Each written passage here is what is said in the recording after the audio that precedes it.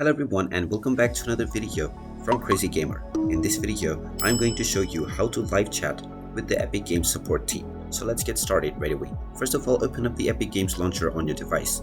And once you open it up, if you haven't logged into your account already, proceed forward with your email address and your password or your social accounts. After logging in order to live chat with the support team, click on the account icon at the top right corner and then click on account. You will now be taken into your account page, from which you will find the need help option at the bottom left. Go ahead and click on this and you will be taken to the help center page. Now from this page, just scroll down and click on contact us. You will now be able to make your support request. If you scroll down from this page, you will also see the start a live chat option.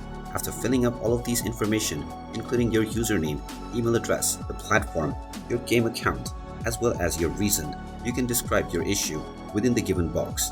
If you have a screenshot or any file that will explain your case, you can also drag and drop to upload it and send it to the support team. Now, when a representative is available, you will be able to click on the Start a Live Chat button, which once you click will link you to a live representative, and you can just ask this representative about the issues that you are facing with your Epic Games account. And there you have it. That is how easy it is to live chat with the Epic Games support team.